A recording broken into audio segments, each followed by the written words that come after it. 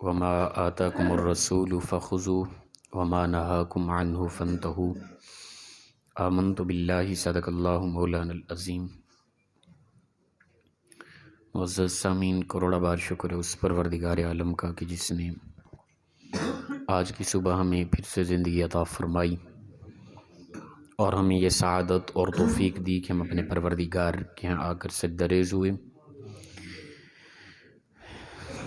ہر جمعرات کی صبح کو جس طرح درس حدیث ہمارا چلتا ہے اسی کے مطابق آج حدیث مبارکہ وعن علی رضی اللہ تعالی عنہ قال قال رسول اللہ صلی اللہ تعالی علیہ وآلہ وسلم یوشک ان یأتی علی الناس زمان لا يبقى من الاسلام الا اسمه ولا يبقى من القرآن الا رسمه مساجدهم عامرة وهي خراب من الهدى علماؤهم شر من تحت ادیم السماء من عندهم تخرج الفتنة وفیہم تعود۔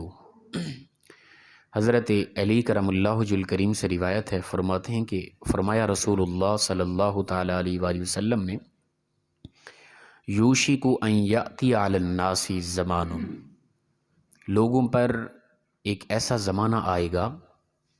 حضرت علی سے روایت ہے، فرماتے ہیں رسول اللہ صلی اللہ علیہ وسلم نے فرمایا لوگوں پر ایک ایسا زمانہ آئے گا لا یبقى من الاسلام الا اسمہ، اسلام نہیں رہے گا سوائے اس کے نام کے، صرف اسلام کا نام باقی رہ جائے گا، حقیقت اسلام نہیں رہے گا۔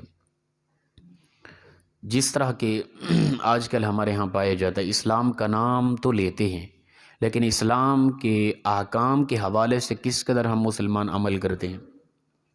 اسلام کا صرف نام رہ گیا۔ اسلام صرف یہ نہیں کہ میں کہوں کہ میں مسلمان ہوں، میں مسلمان تو ہوں، جو اسلام مجھے کہہ رہا ہے وہ بھی مانتا ہوں کہ نہیں۔ میرا دیکھنے اوڑھنا بچھونا، لباس، میری بالوں کی داڑھی کی کٹنگ، لباس، میرا کھانا پینا، اٹھنا بیٹھنا، لین دین، معاملات، جتنا بھی جوان طبقہ یہ بزرگ یا جس طرح بھی ہمارا اپنی زندگی کا موازنہ کریں، پھر اسلام سے پوچھے کہ اسلام کیا کہتا ہے، مسلمان نے کس طرح جینا ہے، کیا اسی طرح میں مسلمان ہونے کے مطابق اس اسلام کے احکام اصول کے مطابق جی رہا ہوں؟ اگر جی رہا ہوں تو پھر کمال کا مسلمان ہوں، اگر ایسا نہیں ہے اور یقیناً نہیں ہے تو پھر نام کا اسلام رہ گیا ہے، حقیقت اسلام کوئی نہیں رہ گئی۔ جس طرح کہ ہمارے ہاں ایک تو ریاکاری بہت پائی جاتی ہے، ٹھیک ہے نا۔ زکوٰۃ کے حوالے سے دیکھیں، ہم صدقہ و خیرات، ہمارے ہاں بڑے بڑے جو لوگ ہوتے ہیں جن کو اللہ نے بہت کچھ عطا کر رکھا ہے، وہ ایک ریاکاری کے طور پہ بہت زیادہ کریں گے اللہ کی راہ میں صدقہ و خیرات، تو اس میں ریا بہت ہوگی۔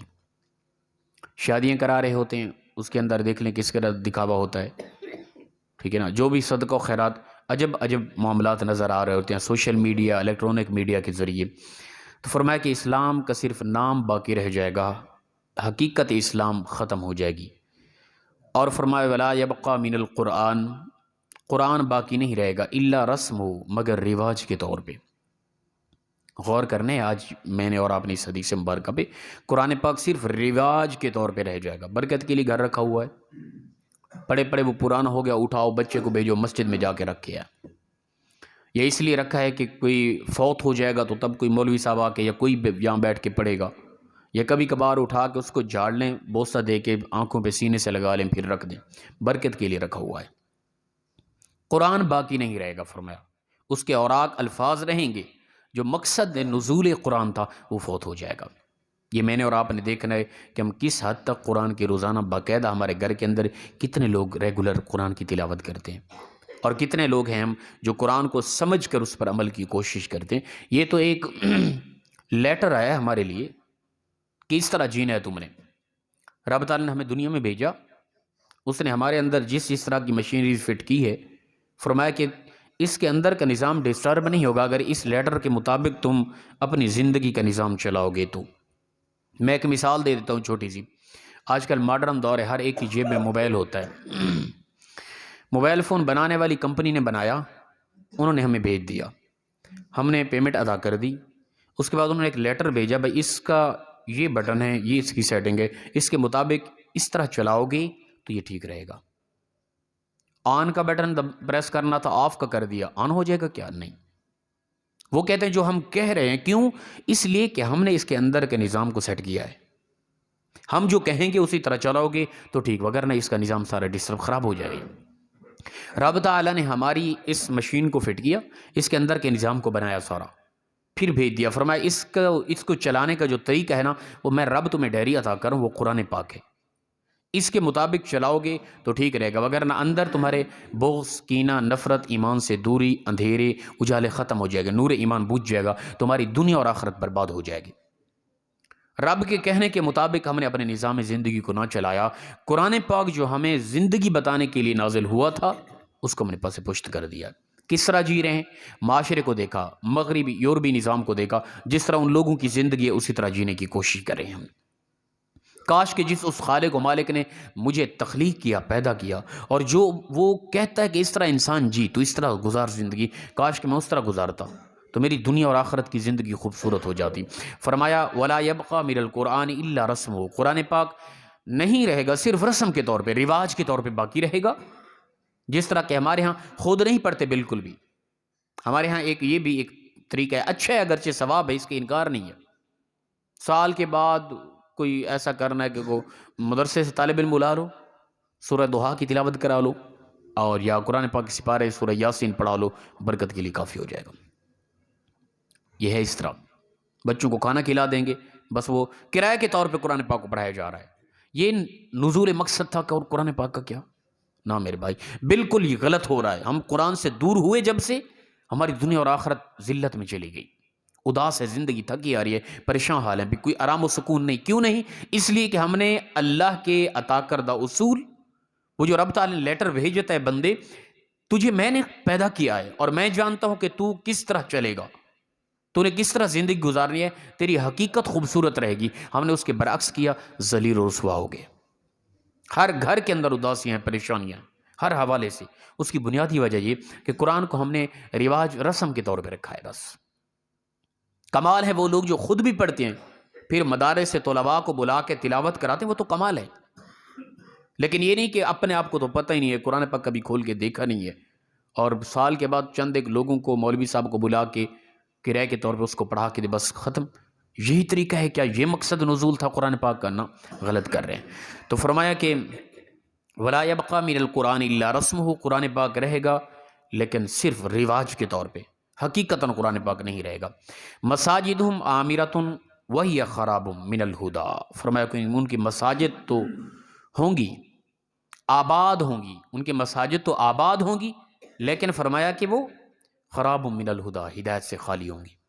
مساجد آباد ہوں گی لیکن ہدایت سے خالی ہوں گی، ہدایت کے حوالے سے آباد نہیں ہوں گی۔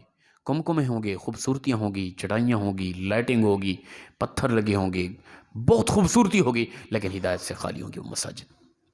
صحابہ کرام کے دور میں یہ ماحول، پروٹوکول نہ تھا مساجد کا جس طرح مجھے اور آپ کو مل رہا ہے، لیکن ان لوگوں کے اندر خلوص تھا، ہدایت سے بھری وہ مساجد تھی، ٹھیک ہے نا؟ چھڑیوں کی چھت ہوتی، بارش آتی، پانی اندر ٹپکتا، صحابہ کرام اپنے گھروں سے خشک مٹی لے کر آتے اور مسجد میں آ کے اس یعنی پانی کے اوپر وہاں بچھا دیتے، کچھ جگہ خشک ہو جاتی، وہاں پہ صحابہ کرام نماز پڑھتے، ٹھیک ہے نا؟ اور وہ ہدایت سے بھری مساجد تھی۔ فرمایا قرب قیامت، ان قریب میری امت پر زمانہ آئے گا، مساجد تو آباد ہوں گی لیکن ہدایت سے خالی ہوں گی۔ میں نے اور آپ نے مساجد کی ظاہری خوبصورت کے پر تو دباؤ دیا، بہت کوشش کی، بڑے بڑے مینار ہوں، دور سے نظر آئے، کوئی بھی باہر سے آئے آ کے کہے کمال مسجد بنی ہے، لیکن اندر کا کیا ماحول ہے ہمارا؟ ایک صف میں کھڑے، مسجد کا کیا مطلب تھا؟ یہ نمازیں گھر بھی پڑھ سکتے تھے، خدا کی عبادت تھی بھی، گھر بھی کر سکتے تھے ہم، لیکن مسجد میں جمع ہونے کا مطلب امت کا اتحاد تھا، امت کا آپس میں پیار محبت تھا۔ ہم ایک صف میں کھڑے، بغض ہے، کینہ ہے، لڑائی جھگڑے، تصادم، ٹکراؤ، نفرتیں ہی نفرتیں ہیں۔ یہ ہے دراصل وہ چیز، فرمایا مساجد آباد تو ہوں گی لیکن ہدایت سے خالی ہوں گی۔ اس طرف میں نے اور آپ نے توجہ کرنی ہے۔ مساجد تو ہم نے وہ کہا نا کسی نے کہ مسجد تو بنا رہی، شب بھر میں ایمان کی حرارت والوں میں دل اپنا پرانا عیبی تھا، برسوں سے نمازی بن نہ سکا، ٹھیک ہے نا؟ نمازی تو ہم ہیں، نماز پڑھنے تو آتے ہیں لیکن نمازی نہیں ہیں۔ نمازی ہوتے تو ہمارا یہ طریقہ نہ ہوتا، ہمارے پیار ہوتا، ہمارا محبت ہوتی، چاہت ہوتی، ایک دوسرے کا احساس ہوتا، چھوٹی چھوٹی خطاؤں پہ معاف کرنے والے ہوتے ہم۔ یہ تھی دراصل ہدایت۔ فرمایا مساجد آباد ہوں گی جس طرح یہ آباد ہے۔ ماشاءاللہ کافی مجمع ہے، کافی لوگ ہیں آپ، خوبصورت ہیں، دیکھیں لائٹنگ کس طرح چمکتی ہوئی خوبصورتی ہے، سکون ہے، راحت ہے، لیکن ہدایت سے خالی ہماری مساجد۔ اللہ اکبر۔ اور اسی طرح فرمایا کہ علماء شر من تحت ادیم السماء۔ اللہ اکبر۔ فرمایا کہ اس وقت کے علماء آسمان کے نیچے اللہ کی بدترین مخلوق ہوگی۔ اس وقت کے علماء آسمان کے نیچے بدترین مخلوق ہوگی۔ کیوں؟ اس لیے فرمایا ان من عندہم تخرج الفتنۃ، اس لیے کہ ان سے فتنے نکلیں گے۔ علم والے ہوں گے لوگ، اور ممبر و محراب پہ بیٹھ کے وہ امت کے اندر، قوم کے اندر فتنہ پھیلائیں گے۔ تصادم، ٹکراؤ، لڑائی جھگڑے اکثر علماء کی وجہ سے ہوں گے، اور اس کے بنیادی قصوروار علماء ہوں گے، اور یہ بدترین مخلوق ہوگی آسمان کے نیچے۔ اللہ کے آسمان کے نیچے بدترین مخلوق یہی ہوگی۔ فرمایا کہ وہ علماء جن کے پاس علم تو ہوگا ظاہر، لیکن وہ بیٹھ کے امت کی، قوم کی، مقتدیوں کی تربیت نہیں کریں گے، حسن اخلاق، پیار محبت کا درس نہیں دیں گے، فتنے پھیلائیں گے۔ فرمایا کہ ان سے من عندہم تخرج الفتنۃ، ان سے فتنوں کا ظہور ہوگا، فتنے نکلیں گے۔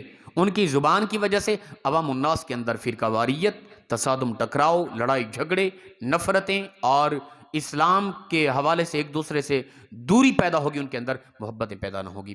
ایسے لوگ اس وقت کے علماء آسمان کے نیچے بدترین مخلوق ہوگی۔ اچھا یاد رکھیں، تا حشر ہمیشہ حق علماء جو ہیں، جو دین کا کام کرنے والے، وہ بھی موجود رہیں گے۔ ایسا نہیں ہے کہ کبھی کوئی دور آئے اور جتنا بھی علماء ہیں سارے وہ علماء سو ہوں، ٹھیک ہے نا، وہ بدترین مخلوق ہو، ایسا نہیں ہے۔ کیوں؟ اس لیے ممبر و محراب کا نظام، دین کا نظام، اسلام کی اشاعت علماء کے ذریعے ہی چلنی ہے۔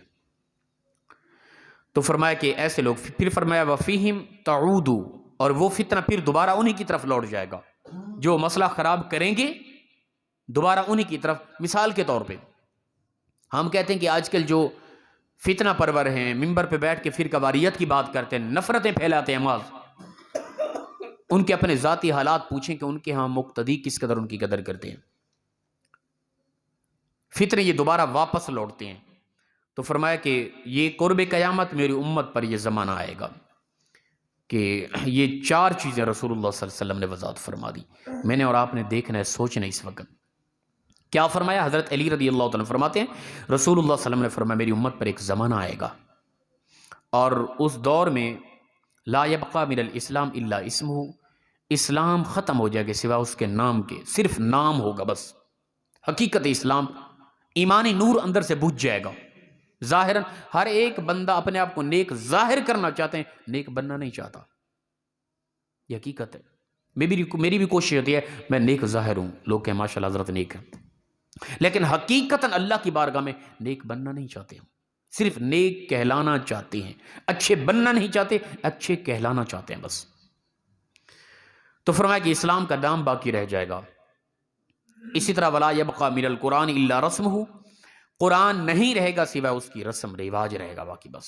رسم کے طور پہ قرآن پاک پڑھا ہے، میں آن کیمرہ جو بھی سماعت کریں گے، جتنا بھی آپ ساتھی بیٹھے ہیں، خود ہم سب اپنے گریبان میں جھانک کے دیکھیں قرآن سے کتنا اصول جینے کے میں نے اور آپ نے ڈھونڈے ہیں، یا کتنا روزانہ قرآن کی تلاوت میرے اور آپ کے گھروں میں ہوتی ہے۔ یہ ایک بہت بڑا المیہ ہے اور سوچنے والی بات ہے، میں نے اور آپ نے اس پہ غور کرنا ہے۔